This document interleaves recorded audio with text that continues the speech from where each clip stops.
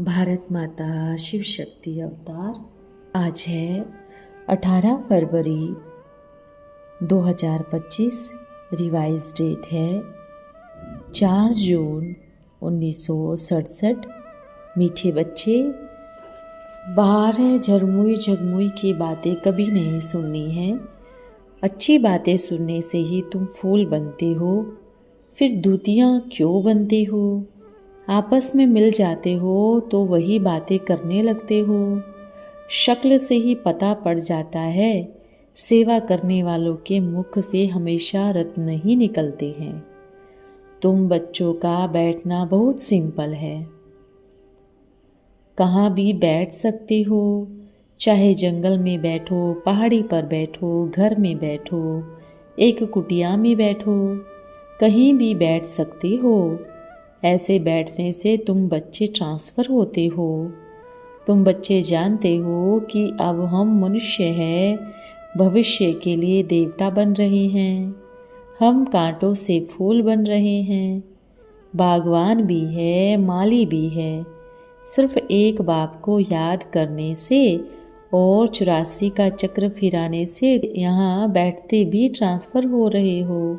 यहाँ बैठो या कहीं भी बैठो, तुम ट्रांसफ़र होते होते मनुष्य से देवता बनते जाते हो। बुद्धि में एम ऑब्जेक्ट है कि हम यह बन रहे हैं। कुछ भी काम करो, रोटी पकाओ, बुद्धि से सिर्फ बाप को याद करते रहो। बच्चों को यह श्रीमत मिलती है, चलते फिरते सब कुछ करते रहो, सिर्फ याद में रहो। बाप की याद से ही वर्षा भी याद आता है, 84 का चक्र भी याद आता है। इसमें और क्या तकलीफ है? कुछ भी नहीं। जबकि हम देवता बनते हैं तो कोई भी आसुरी स्वभाव नहीं होना चाहिए। किसी पर क्रोध नहीं करना, किसी को भी दुख नहीं देना, कोई भी फालतू बातें कान से सुननी नहीं है। बाकी संसार की झरमुई झगमुई तो अब बहुत सुनी है। आधा कल्प से यह सुनते सुनते तुम नीचे ही उतरते आए हो। अब बाप कहते हैं यह झरमुई झगमुई मत करो, फलानी ऐसी है, इसमें यह है। कोई भी फालतू बातें नहीं करनी है। यह तो जैसे अपना समय वेस्ट करना है। तुम्हारा तो यह समय बहुत वैल्यूएबल है। पढ़ाई ही से अपना कल्याण करना है, इससे ही पद पाओगे। उस पढ़ाई में तो बहुत मेहनत करनी पड़ती है। इम्तिहान पास करने विलायत में जाना होता है। बाप तुमको तो कोई तकलीफ़ नहीं देते। बाप आत्माओं को कहते हैं मुझे याद करो। एक दो को बैठाते हो कि खुद भी बाप की याद में रहो। याद में बैठे बैठे तुम कांटों से फूल बनते हो। कितनी अच्छी युक्ति है। तो बाप की ही श्रीमत पर चलना चाहिए ना। हर एक की अलग अलग बीमारी होती है, तो हर एक के लिए सर्जन है। बड़े लोगों के लिए खास सर्जन होते हैं ना। तुम्हारा सर्जन कौन है? भगवान। वह है अविनाशी सर्जन। बाप तुमको कहते हैं मैं तुम्हें आधा कल्प के लिए निरोगी बनाता हूँ। सिर्फ मुझे याद करो तो तुम्हारे विकर्म विनाश हो जाएंगे। तुम 21 जन्मों के लिए निरोगी बन जाओगे। ये गांठ बांध देनी चाहिए। याद से ही हम निरोगी बन जाएंगे। फिर 21 जन्मों के लिए कोई भी रोग नहीं होगा। आत्मा तो अविनाशी है, शरीर ही रोगी बनता है। वहाँ पर आधा कल्प तुम कदाचित रोगी नहीं बनोगे। सिर्फ याद में तत्पर रहो। सर्विस तो बच्चों को करनी ही है। प्रदर्शनी में सर्विस करते करते बच्चों के गले भी घुट जाते हैं। कुछ बच्चे फिर समझते हैं कि हम सर्विस करते करते ही बाबा के पास जाएंगे। यह भी बहुत अच्छा है सर्विस का तरीका, प्रदर्शनी में भी बच्चों को समझाना है। प्रदर्शनी में पहले यह लक्ष्मी नारायण का चित्र दिखाना चाहिए। यह नंबर 1 चित्र है। भारत में आज से 5000 वर्ष बराबर इन लक्ष्मी नारायण का राज्य था। पवित्रता, सुख, शांति सब था। परंतु भक्ति मार्ग में सतयुग को लाखों वर्ष दे देते हैं, तो कोई भी बात याद कैसे आए। यह लक्ष्मी नारायण का फर्स्ट क्लास चित्र है। सतयुग में 1250 वर्ष इसी डायनेस्टी ने राज्य किया। आगे तुम भी यह नहीं जानते थे। अब बाप ने बताया है कि तुमने तो सारे विश्व पर राज्य किया था। क्या तुम भूल गए हो? 84 जन्म लेकर हम उतरते आए हैं। अब फिर बाप चढ़ती कला में ले जाते हैं। गाते भी हैं कि चढ़ती कला तेरे भाने सर्व का भला। फिर शंख आदि बजाते हैं। अब तुम बच्चे जानते हो, हाहाकार के बाद फिर सदा के लिए जय जयकार होगी। पुरानी दुनिया का विनाश होगा तो हाहाकार होगी। पाकिस्तान में देखो क्या हुआ था। सबके ही मुख से हे राम, हे भगवान ही निकलता था। अब यह विनाश तो बहुत बड़ा है। पीछे फिर जय जयकार होनी है। बेहद का बाप बैठ बेहद के बच्चों को समझाते हैं कि अब इस पुरानी दुनिया का विनाश होना है। अब बेहद का बाप बेहद का ज्ञान तुमको सुनाते हैं। हद की बातों की हिस्ट्री ज्योग्राफी तो तुम सुनते ही आए हो। यह किसी को पता नहीं था कि लक्ष्मी नारायण ने राज्य किया था। इनकी हिस्ट्री ज्योग्राफी को कोई भी कुछ भी नहीं जानता। तुम बच्चे अच्छी रीति अब जानते हो। इतने जन्म राजाई की, फिर यह हुआ। इसे कहा जाता है स्पिरिचुअल नॉलेज, जो कि स्पिरिचुअल बाप स्पिरिचुअल बच्चों को बैठ देते हैं। यहाँ हम आत्माओं को परमात्मा समान बना रहे हैं। टीचर तो जरूर आप समान ही बनाएंगे ना। बाप भी तुम्हें ज्ञान देकर अपने से भी ऊंचा बनाते हैं। बैरिस्टर, डॉक्टर, इंजीनियर आदि आप समान बनाएंगे। बाप कहते हैं मैं तुम्हें अपने से भी ऊंचा डबल सिरताजधारी बनाता हूँ। लाइट का ताज मिलता है याद से, और 84 के चक्र को जानने से तुम चक्रवर्ती राजा बनते हो। फिर उतरते आते हो। अब तुम बच्चों को कर्म अकर्म विकर्म की गति भी समझाई है। सतयुग में कर्म अकर्म होते हैं। रावण राज्य में ही कर्म विकर्म होते हैं। सीढ़ी उतरते आते हैं। कला कम होती जाती है। उतरना ही है। कितने नीच बन जाते हैं। फिर बाप आकर भक्तों को फल देते हैं। दुनिया में भक्त तो सभी हैं। सतयुग में भक्ति कहाँ होती है? भक्ति कल्ट यहाँ ही है। वहाँ पर तो ज्ञान की शुरुआत होती है। अब तुम जानते हो कि हम बाप से बेहद की शुरुआत ले रहे हैं। कोई को भी पहले इस लक्ष्मी नारायण का चित्र पर समझाओ। आज से 5000 वर्ष पहले इन लक्ष्मी नारायण का राज्य था। विश्व में सुख शांति पवित्रता था। और कोई धर्म नहीं था। इस समय तो अनेक धर्म हैं। वो पहला धर्म है नहीं। चक्र लगाकर फिर उस धर्म को आना जरूर है। अब बाप कितनी प्यार से बैठ पढ़ाते हैं। ये कोई बड़ी बात नहीं है। पराया राज्य है। अपना सब कुछ गुप्त है।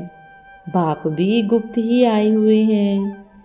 वास्तव में गाया जाता है गुप्त दान महापुण्य। 2-4 को पता पड़ा तो उसकी ताकत आधी हो जाती है। बाप कहते हैं तुमको हम गुप्त दान विश्व की बादशाही देते हैं। तुम सब सजनियाँ अथवा सीताएं हो। नाटक में दिखाते हैं ना कि द्रौपदी पुकारती है हमें नग्न होने से बचाओ। फिर कृष्ण साड़ियाँ बढ़ाते रहते हैं, परंतु उसका अर्थ तो समझते नहीं। अब तुम 21 जन्म लिए कब नग्न नहीं होंगी। पतित होने से तुम्हें बचाते हैं तो प्रदर्शनी में पहले लक्ष्मी नारायण चित्र पर समझाओ। तुम चाहते हो ना कि विश्व में शांति हो, परंतु कब थी यह किसी की भी बुद्धि में नहीं है। अब तुम जानते हो कि सतयुग में पवित्रता, सुख, शांति सब कुछ था। याद भी करते हैं कि फलाना स्वर्गवासी हुआ, समझते कुछ भी नहीं। जिनका जो आता है वह कह देते हैं, अर्थ कुछ भी नहीं, सब है अनर्थ, जिससे तुम नीचे ही गिरते आए हो। यह है ड्रामा। मीठे बच्चों की बुद्धि में बात है कि हम 84 का चक्र खाते ही रहेंगे। अब बाबा आए हैं पतित दुनिया से पावन दुनिया में ले जाने के लिए। बाप की याद में रहते हुए ट्रांसफ़र होते जाते हो, फिर तुम चक्रवर्ती राजा बनोगे। बनाने वाला बाप है, वही आता है प्योर बनाने के लिए। सतयुग में तो बहुत खूबसूरत बन जाओगे, वहाँ नेचुरल ब्यूटी रहती है। आजकल तो आर्टिफिशियल सजावट करते रहते हैं, क्या फैशन निकलते हैं, कैसे कैसे ड्रेस पहनते हैं। बाप कहते हैं पहले मुसलमानों के राज्य में बहुत ढके रहते थे ताकि किसी की नज़र ना लगे। अब तो आकर सब कुछ खुला कर दिया तो गंदी नज़रें बहुत लगती है। हर जगह गंदगी लगी हुई है। शास्त्रों में भी झूठी बातें लगा दी है। पांडवों कौरवों ने दाव लगाया, स्त्री का भी दाव लगाया जाता है। यह गंदगी शास्त्रों से सीखी। शास्त्रों में लिखा है कि द्रौपदी के 5 पति थे। एक तरफ तो कहते हैं कि हमको दुर्योधन नग्न करता है, उनसे बचाओ, और फिर 5 पति दिखाए जाते हैं। ऐसे तो नहीं कहते कि 5 पतियों से हमें बचाओ। बाप बैठ समझाते हैं कि यह भक्ति मार्ग में क्या क्या होता रहता है, यह सब बना बनाया खेल है, फिर भी होगा। शास्त्रों में यही बकवास लिखा गया है। आजकल तो सन्यासियों ने भी बकवास करना शुरू कर दिया है। इनका तो मुंह बंद करवा देना चाहिए। बाप कहते हैं गवर्नमेंट में पावर रहती है, ईश्वर अर्थ दान करते हैं तो भी पावर रहती है। यहाँ तो किसी में भी पावर नहीं है, जिनका जो आया करता रहता है। एक सिपाही भी जैसे राजा होता है, परंतु किसी की भी इज्जत लेने में देरी नहीं होती। बहुत गंदे मनुष्य होते हैं। तुम कितने सौभाग्यशाली हो जो खिवैया ने हाथ पकड़ा है। तुम ही कल्प कल्प के निमित्त बनते हो। यह भी तुम ही जानते हो कि वे तो धूल पहनते हैं और काला मुंह करते रहते हैं। बाबा तुमको गोरा बनाने आए हैं। अगर कोई विकार में जाता है तो बाप कहते हैं कि काला मुंह कर दिया। हम तुम्हें गोरा बनाने आए हैं, तुम काला मुंह करते हो तो 100 गुना दंड होगा। एकदम चकनाचूर हो जाते हैं। बाप कहते हैं अब फिर अच्छी रीति मेहनत करो। पहला है देह अभिमान, फिर काम क्रोध। देह अभिमान के कारण ही सब कुछ आता है। मेहनत करनी है, अपने को आत्मा समझकर बाबा को याद करो। यह कोई कड़वी दवाई नहीं है, सिर्फ कहते हैं कि अपने को आत्मा समझ बाबा को याद करो। बाप की याद में तुम कहीं भी जाओ कभी भी थकोगे नहीं, हल्के हो जाओगे। याद से बहुत मदद मिलती है, सर्वशक्तिवान बन जाते हो। तुम जानते हो हम विश्व के मालिक बनने बाप के पास आए हैं और कोई तकलीफ नहीं देते। सिर्फ बच्चों को कहते हैं कि hear no evil, see no evil. बाहर झरमुई झकमुई की बातें कभी नहीं सुननी है। अच्छी बातें सुनने से ही तुम फूल बनते हो, फिर दूतियाँ क्यों बनते हो। आपस में मिल जाते हो तो वही बातें करने लगते हो। शक्ल से ही पता पड़ जाता है। सेवा करने वाले के मुख से हमेशा रत्न ही निकलते हैं। ज्ञान की बातें छोड़कर बाकी सब पत्थर मारने जैसे होते हैं। पत्थर नहीं मारते हैं तो जरूर ज्ञान रत्न नहीं देते हैं। या तो पत्थर मारेंगे या तो अविनाशी ज्ञान रत्न देंगे। अपनी जांच करनी चाहिए। हम किसी को ज्ञान रत्न नहीं देते तो जरूर पत्थर ही देते हैं। मुंह से हमेशा ज्ञान रत्न ही निकलने चाहिए, जिनका वैल्यू ही कथन नहीं कर सकते। बाप आकर तुमको ज्ञान रत्न देते हैं, पत्थर ही लगाते रहते। बाप कहते हैं ये वेद शास्त्र आदि सब भक्ति की ही सामग्री है। ज्ञान का सागर एक ही बाप है, वही सभी की सद्गति करते हैं। भक्ति मार्ग में सब दुर्बलता की बातें करते रहते हैं। बच्चे जानते हैं कि बाबा बहुत मीठा है। आधे कल्प से गाते आते हैं, तुम मात पिता हम बालक तेरे, परंतु अर्थ तो कुछ भी नहीं समझते थे। बावले मिसल गीत सिर्फ गाते रहते थे। बाप समझाते कि अब भी जैसे मेंढकों की तरह टराते रहते हैं।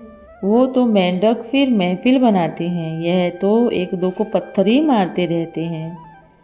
इसलिए बाबा कहते हैं कि भक्ति मार्ग की फालतू बातें मत सुनो, न देखो। हम विश्व के मालिक बन रहे हैं। तुम बच्चों को कितनी खुशी होनी चाहिए। बाबा हमें बेहद का वर्षा विश्व की बादशाही दे रहे हैं। 5000 वर्ष पहले ही हम विश्व के मालिक थे, अब नहीं हैं, फिर बनेंगे। शिव बाबा ब्रह्मा द्वारा वर्षा देते हैं। ब्राह्मण कुल चाहिए ना, भागीरथ कहने से भी समझ नहीं सकते।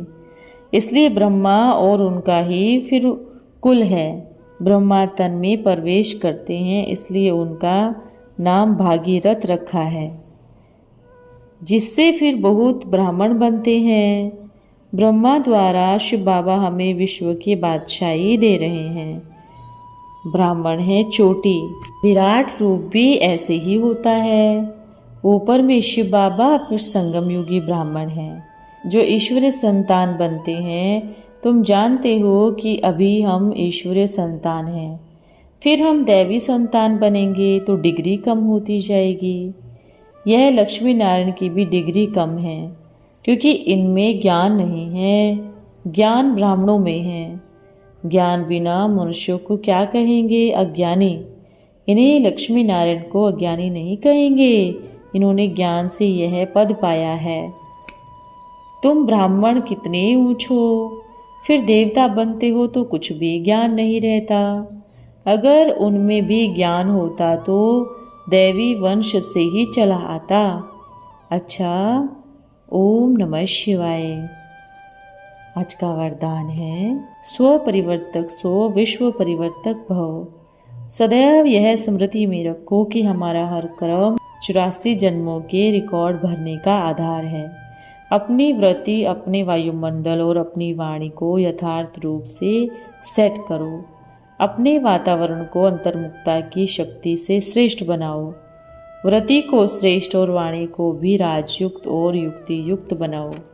जो अधीन रहने वाला है वह अधिकारी नहीं बन सकता, विश्व का राजभाग नहीं ले पाता।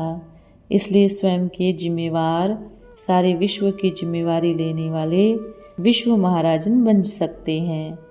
विश्व कल्याणकारी बाप के संतान होकर और अपना कल्याण नहीं कर सकते हो, अभी से तीव्र पुरुषार्थी बन दृढ़ संकल्प लो कि करना ही है और बनना ही है। पहले स्व परिवर्तक बनो, फिर विश्व परिवर्तक बन सकेंगे। ओम नमः शिवाय।